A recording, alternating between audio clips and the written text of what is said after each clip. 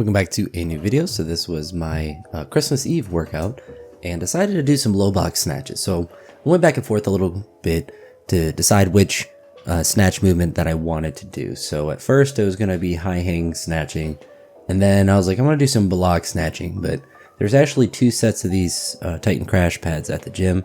But when I put them both together, the bar is directly at my kneecap, which if you've ever thought about doing any sort of movement from that position is kind of probably the most awkward position to do it from, and not really optimal because it's neither obviously above or below your knee, and it's just in such a weird spot.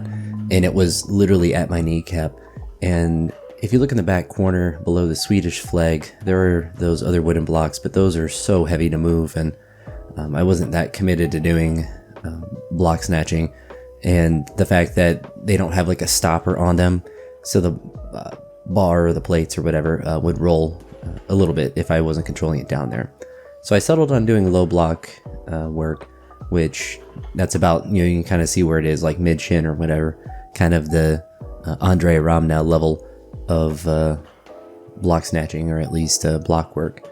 And honestly, these felt really good. So the big focus I had on these, it was kind of interesting because I was able to apply it to the power cleans I ended up doing as well. And that was trying to actively push my knees back and not really out, and not really pull the bar in. Although, as a result, I was able to keep the bar a little bit closer. But as I think this is a miss here. Yeah, that was like where I noticed, I have to actively push them back. And it's interesting being in that low block position because you can really think about that, because that's really the first kind of initiation of the movement in a sense. And it started to make it feel really good and into a groove. I wasn't feeling super snappy or super fast. Obviously, I did all the squats yesterday, so I wasn't going to move super explosively. But as I got my knees back and started to pull kind of towards that position where the knees were, it started to feel really good. And on this last set, so I did 110 for 2 singles there. On this one, I did it for a double and tried to do it for a triple, so in a sense, kind of like an AMRAP. And they were honestly feeling really good, which made me want to go up to 120. And it was interesting because I wasn't sure how I was feeling in the session. I took a while before I started to train, and then got a pre-workout, I think it was like a C4 drink, but just 200 milligrams of caffeine, nothing insane. But got one of those and was drinking that, and was like, you know what, we're just gonna go hard on these low block stuff and see what happens. And this is 120 here, decently solid. Obviously, I want to catch it more symmetrically, but haven't done a low block snatch in a little while, so I was really happy with just the fact that I was able to do that 120 and those 110s, and able to make the technical adjustment after missing that 100 and come back and made it. The miss on the last rep of the 110 was mostly fatigue. I mean, obviously it was pushed out in front a little bit, but it was just, a triple at that weight in any context is difficult for me. But quite happy with how snatching went, and I think I definitely want to keep the low block work in because it was really allowing me to emphasize kind of a similar thing as the pause snatching below the knee.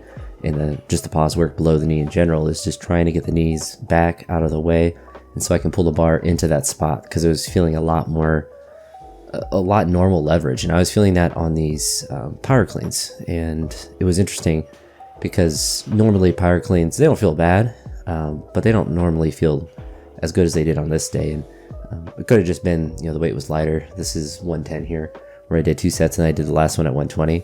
But it just made the power cleans feel smoother, and the same thing was happening with snatching. So something I need to continue to emphasize, whether I'm doing the variation or the full lifts. And that's the big benefit of doing variations, is you kind of learn things about the lifts.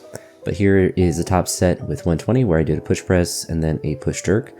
The reason to do the push jerk is just to really work on that leg drive. Obviously, push press does the same thing. I was really surprised that 120 was able to move, because I figured with my legs being fatigued from yesterday, this would be like a really difficult weight. Push jerks are really hard for me, so it's a good movement to force me to kind of do a similar thing as a push press, but to me it's like a cheating push press, and that's kind of the mindset I need to keep with it, so I actually do it correctly and don't do anything wonky. And doing a push instead of just a power jerk where I can move my feet out, I'm not able to cheat the movement, kind of like how I do with the power clean. My feet go out pretty wide, so it makes it more difficult. And the emphasis in that movement is the overhead stuff, not so much the clean stuff.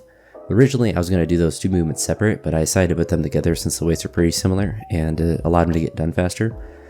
After doing that exercise, I went and did some of the dumbbell power cleans slash like dumbbell external rotators, if you're thinking about what they look like, and then some biceps. So accessory work has been going well, and really productive day of lifting. I was pleasantly surprised, but this will probably be posted the day after Christmas. So I hope everyone had a good Christmas, and I'll talk to you all in the next video. Peace.